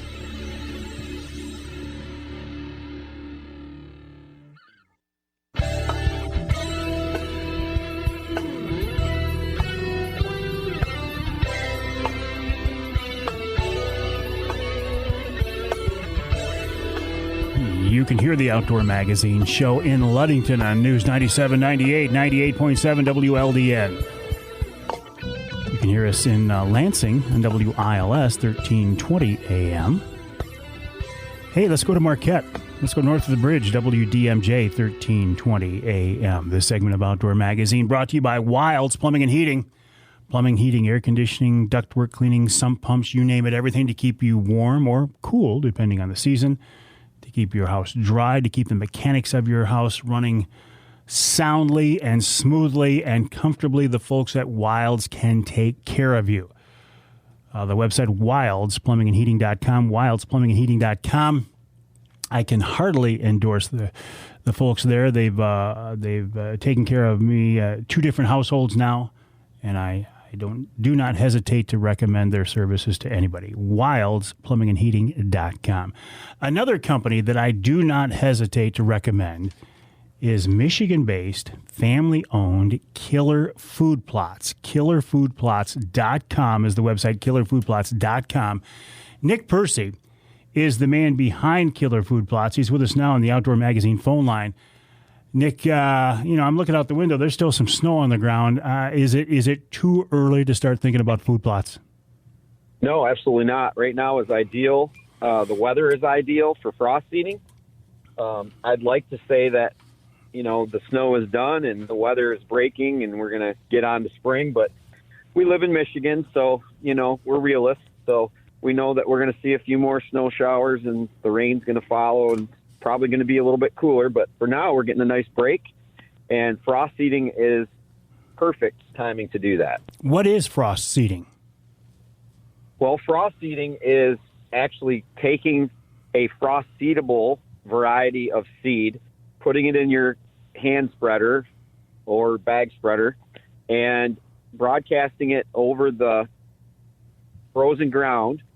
What happens is that as you go through the cycle here in the spring of the soil, the frost that's in the soil will try to come out, push up. And so it heaves the soil up, it opens the soil, and then it grabs the seed. And as that settles back down, it draws the seed in, makes good seed soil contact, and off to the races you are growing that new killer food plot.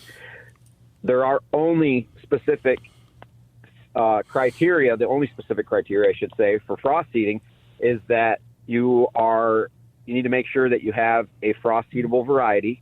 And on all of the killer food plot bags, there is a matrix on the top left corner that will tell you which one of our particular species of seed are frost seedable, and as well as those that need conventional planting or they're no-till. So it's in that upper left quadrant of the packaging on the front label. And that will help people to determine what they can put out. We really only have 3 products that are not capable of being frost seeded, which is Border Patrol, Smokescreen, and Climatize. Everything else, your Brassica blend, your Deep Woods, your oats, our Resurrection Clover, our KFP Chicory, our Cold Play, which is perfect for turkeys and whitetails, and that'll bring the turkeys in for spring. So if you frost seed the Cold Play right now, get that out on the ground, that'll actually come up and start greening up and coinciding with your April tag for turkey hunting. So you actually can see the results that soon. Yeah, it just depends on what our April looks like, right? If it's like last year, it was still snowing May 15th. But, it looks like spring's coming a little bit earlier this year.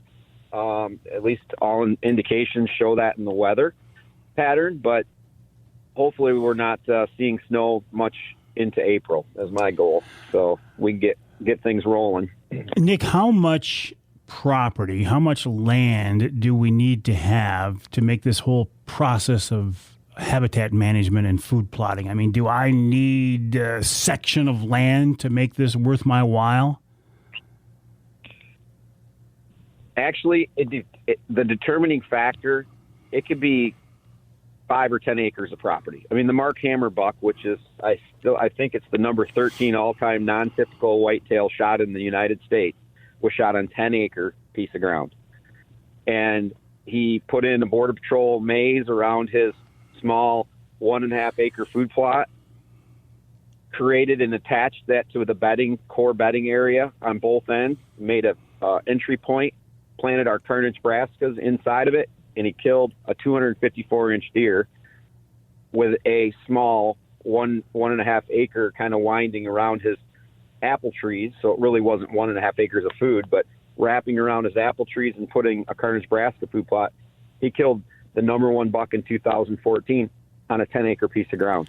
So to answer your question, there are things you can do even on small parcels that if you are able to take advantage of deer transitioning between larger pieces of property or more ideal habitat, whether it be bedding, breeding areas, feeding areas, ag fields, crops, things that are drawing the deer one way or another, ideal water sources, all of those type of things. If you manipulate a small piece of ground, you can have great success. Nick, I know that this all starts with a soil sample. Why is that so critical, and how do we do it? Well, Mike, the reason it's so critical is if you do not amend the soil when you frost seed or when you manipulate the soil or do a no-till broadcast, the seed will start, it will germinate, and it will start to grow, but without access to proper nutrients and without the proper conditions, that new little baby seedling, you have to give it the right nutrients and give it the bottle, so to say. If it doesn't have that, it will wilt and fade away and die. So pH, we talk about the pH in the soil. Ideal pH is somewhere between 6.5 and 7.5. Preferably 7.0 is perfectly neutral soil. And what does that mean? That means that at 7.0, whatever is available for nutrients that are in the soil currently without adding anything into it, whatever's there, the plant should be able to access those nutrients once it establishes its root system and starts to grow roots down and grow them out. Without having ideal pH, you are putting seed, fertilizer, time into your food plot, and you can fertilize it to death, and it's not going to make a difference with trying to grow what you're trying to grow if the plant does not have access to all of the nutrients to get that baby plant to grow into a mature plant and through its growth cycle and provide ideal nutrients for your whitetail or your turkey or whatever your game that you're trying to feed and attract and feed. So, well, and in taking this soil sample, say we've got a 2-acre food plot. Do we take one soil sample from the middle of that thing, or what are the physically logistics? How do we do that? Well, I always tell people that regardless of the size of your food plot, it could be a little 1/8 of an acre, or it could be a 8-acre food plot somewhere in the middle. You want to take a random.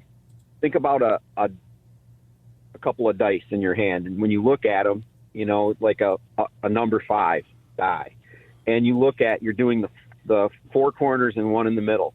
Duplicate that across your food plot based on how big it is by going down 3 to 4 inches with a shovel, flip the dirt over.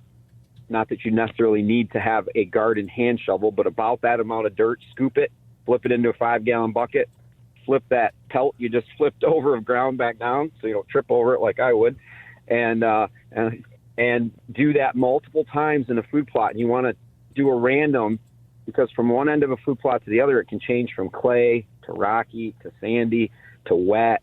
So it can really change in a fairly short distance. So we want to get a random sampling in that 5-gallon bucket. Then you want to mix it all up all that soil that you've taken from that one specific food plot in multiple areas, you want to mix it up in the bucket. And then our soil sample packet that comes in our soil sample kit, which you can buy off the website, and they're free to ship them to your door.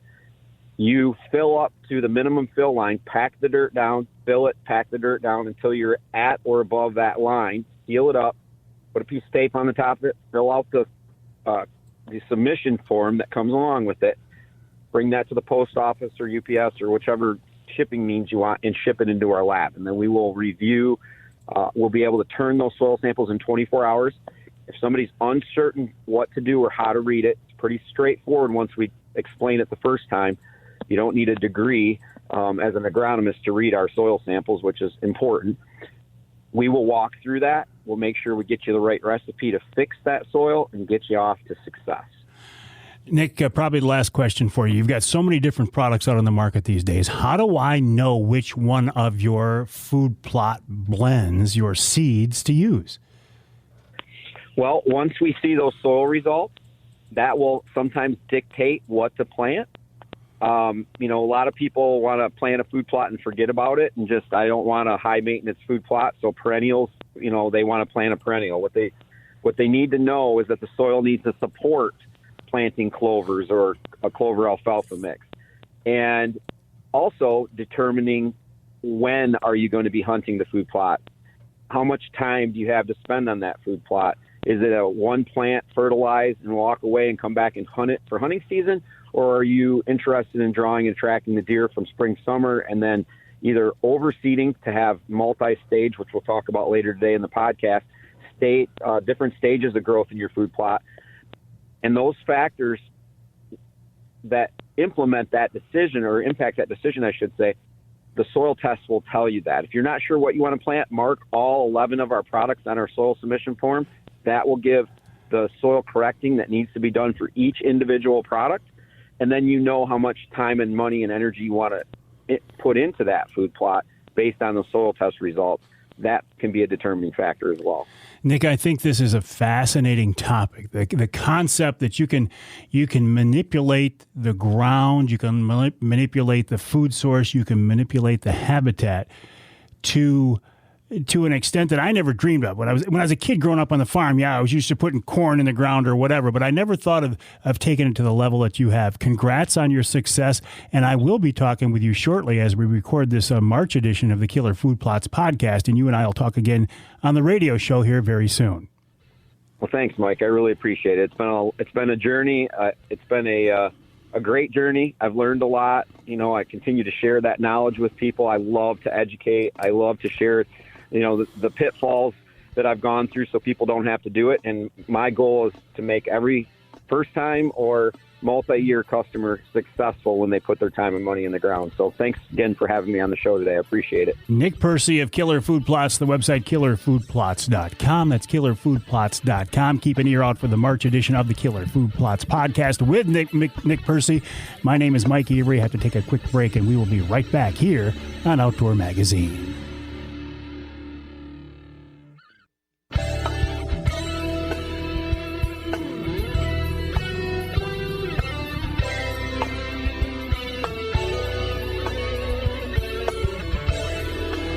You can hear the Outdoor Magazine show in Manistee on WMLQ. That's 97.7 FM.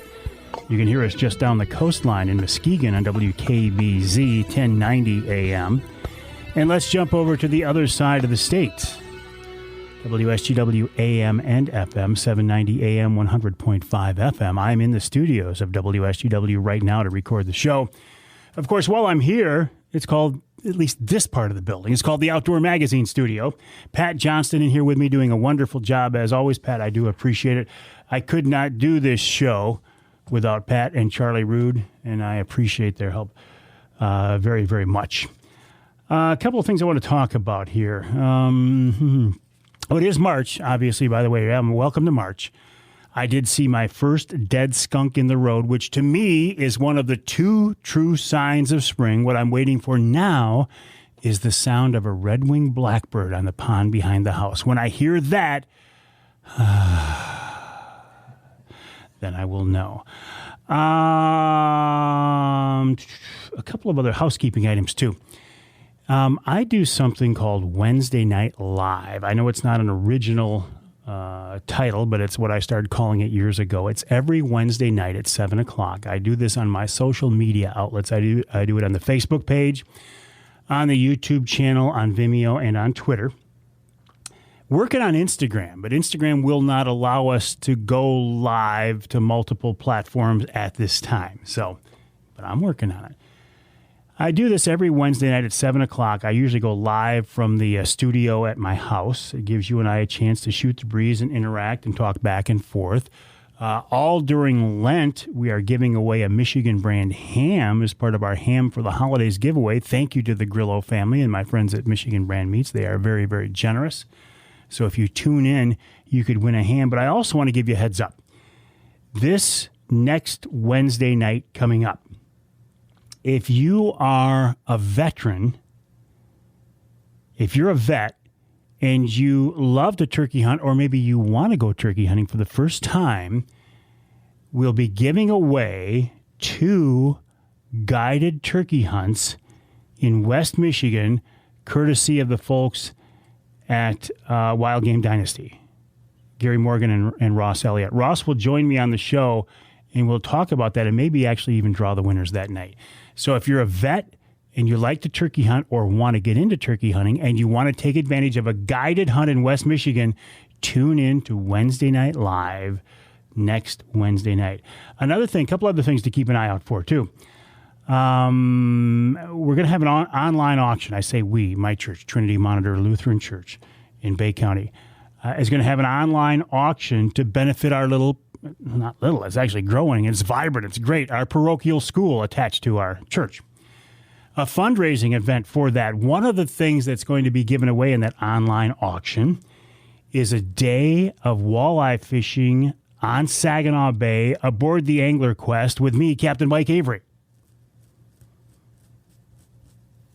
And you'll have a chance to bid on that. Details coming up. I think I can give you the details on that next week, and it'll run for about a week. But I'd love to have you get in on that if this is something you want to experience, walleye fishing on Saginaw Bay. What else? Turkey season now just around the corner. I am so extraordinarily excited about turkey season. I'm going to try to take one with my recurve bow this spring. And I'll be hunting out of one of those Primal Tree Stands, Wraith 270 see-through ground blinds. I absolutely love these things. They give you 270 degrees of visibility. And once you hunt from one of these see-through ground blinds, it'll change the way you hunt out of a ground blind. You'll never want to go back to a traditional ground blind again. But the problem with these things in the past has been, and when Double Bull and Primos came out with the first one, I was sold. I fell in love with the concept. And I've hunted out of their blinds several times. But they're heavy, and when they first came out especially, they were very, very expensive. Well, this Wraith 270 offers all of the benefits at about half the cost. And I'm going to save you even more money. If you go to the website, outdoorpregame.com, that's outdoorpregame.com, and you click on the Wraith 270 link, you'll see a box there where you can put in a promo code. And if you put in the code Mike20, that's Mike20, you can get that blind for just $200. That is a very, very good price. And the way they do it is when you make the initial order, they will charge your credit card $20 right then. And when they ship it, they'll charge you the additional $180. It's safe. You don't have to worry about it. I realize sometimes giving your credit card over don't worry about it. I think I bought 6 blinds myself using the same process. So I trust it, and I don't hesitate recommending it to you. Outdoorpregame.com. Use the promo code Mike20, and you can get one of those Wraith 270 see-through ground blinds for just $200. What else? We got news this week that Showspan had officially canceled all their shows this spring. Not a surprise. Not a surprise. COVID got them for a second year in a row. I feel sorry for those folks. I feel sorry for the vendors who count on those shows, and those of us who just like to go to these shows to say hi to people and unofficially kick off the spring. But we'll get through it. We'll get through it. Let's hope that by the time the big outdoor weekend from Woods-n-Waternews shows up, in September. Man, by then we should be getting back to normal, huh? Let's hope and pray that's the case. My website, MikeAveryOutdoors.com. I would encourage you to check that out. I'm thinking about doing a major remodeling of that website this spring. And if you want to get in touch with me, you can always reach me. Send me an email to Mike@MikeAveryOutdoors.com. That's Mike@MikeAveryOutdoors.com. We'll take our last break of the show. When we come back, we'll wrap it all up with wild game chef extraordinaire Dave Miner. That's right here on Outdoor Magazine.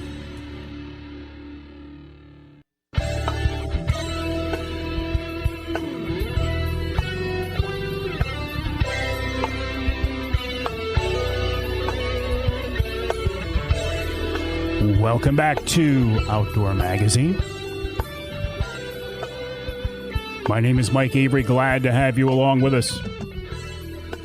Also very glad to wrap up each week's show with a good friend of mine and a very, very talented man. His name is Dave Miner, extraordinary wild game chef.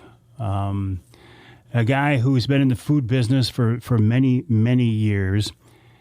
And Dave, I got to ask you, and listen, I don't mean to call you out on this in public, but with the recent news of the lessening of some restrictions, any chance we're going to see Oscar and Joey's open up anytime here? We are definitely in the mood to get things rolling. Hopefully, they won't set us back again, but what they say is not what they do sometimes. So we're going to go at it gently and see how it goes. But it is the intent, then. It is the intent when you can to reopen. Yes, absolutely. Excellent. I'm glad to hear that. Well, and as I've said so many times before, once you get back to open, once we can get to where we can pack the place again, let's have a Wednesday Night Live and let's celebrate things getting back to whatever's going to be normal. Oh, wouldn't that be glorious? I'm just looking forward to that for sure. Well, David, I got a post from a guy the other day, and man, he's a squirrel hunting expert. This guy's been hunting squirrels all winter long, and he's starting to wrap up his season now, but he said he's had a wonderful season, and he wants to know how to cook these things up. And I said, I know just the guy to help him out. What do you got for us? Wow, excellent. This warm weather really makes the squirrels come out, and in the past few days, I mean, it's not been like summer, but it brings them out and it makes it more enjoyable to hunt, too. So I got a simmered squirrel with mushrooms and onions. You're going to need anywhere from, depending on the batch you want to make, probably 3 to 5 squirrels. You want to cut them up in pieces about by 8, cut each squirrel by 8. And then you can hold the meat up to a 100-watt light bulb in a darkened room, and you can see if there's any shot been driven into the flesh there. 1 to 1.5 onions, diced in medium large. Same with the celery, about 2 stalks of celery. 12-ounce package of mushrooms, either sliced or diced, cubed up in quarters. About a half a teaspoon of tarragon leaves or basil leaves, whichever you like. Both are on the kind of a sweet side, which is good. You need a small can of diced tomatoes, or if you get the whole tomatoes, you can chop them up. Save the juice on the side. Just use the tomatoes for now. You need 1 to 2 jars of chicken gravy, a couple ounces of a white wine, maybe 3 or so. If you're going to drink Chardonnay with this, by all means, do that. And if you're opposed to wine, just leave it out. That'd be no problem with this at all. It just kind of builds up the flavor a bit. You need anywhere from 3 to 5 cloves of garlic diced up fine also. And I like to use fresh ground pepper over this. So what I do when I get the meat all diced up, cubed up, cut up, you put grated pepper all over the meat, and then you dredge it in flour, and then you're going to saute it in olive oil. In a medium hot pan, if it's too hot, it's going to burn the flour that's going to fall off of the meat. So you want to shake the meat off real good before you do this. And don't crowd it. Do it in small batches, just enough size for your frying pan. And when it's all nice and brown, take that meat out one by one and put it in an oven-proof casserole. When you're all done, maybe you could wipe out the pan just a little bit with a paper towel. And then you could add some more olive oil and saute the onions, the celery, the garlic, and the mushrooms, and the spices, whatever spice you're going to use. Bring that up, nice cooking, temperature, and then add the jars of gravy. When that comes up to a boil, add the chopped tomatoes. If it looks a little thick, then that's when you would add some of that juice from the tomatoes. Check it for flavor. See if your salt, pepper, the spice profile is good. And then bake it 350 degrees uncovered, because you want to reduce this down for the flavor. You want to concentrate more flavor. And after an hour, which is going to be debatable, you want to check the meat, see if it's going to be falling off the bone. I would say more like an hour and a half or so. And then every 15 minutes after that, if it's not done, depending on the age of the squirrels, of course, check it about every 15 minutes or so. Take a fork or 2 forks and kind of pull the meat off the bone. When that's done, then you're ready. It's a great dish. You can put this over rice or homemade biscuits or noodles or just plain, but I like it over a pasta myself. It sounds wonderful. How would you characterize squirrel? What kind of a wild game is it? Is it a heavy or a lighter wild game? Oh, it's really mild in flavor. You know, it's kind of almost a nutty, because what they eat kind of lends the flavor into their the flesh of it, you know. So if you got a good acorn crop, to me, squirrel is just a very nice mild. And you could do a lot of different dishes with it, you know, not just simmer it. Young squirrels, they call them fryers. You could actually brown them off with flour and some black pepper, put them in the oven until they're tender, you know, and they taste great just like that, too. But if you want a little embellishment, by all means, do it. All right, David, that sounds good. Let's maybe start turning our attention to some fish recipes, and it won't be too long. We'll be talking turkey, I would imagine. Exactly, yeah. They're all over the place. You see them wandering around now. They're all over the place until you go to hunt them. Wild Game Chef Extraordinaire Dave Miner, appreciate your time, my friend. He's a big part of the Outdoor Magazine show, as are you, because if you weren't listening, there would be no reason for me to do this show, and I would be extraordinarily sad. The website, MikeAveryOutdoors.com. The email address, Mike@MikeAveryOutdoors.com. Don't forget about our Wednesday night lives online every Wednesday night at 7 o'clock. Oh, what else? Enjoy the weather.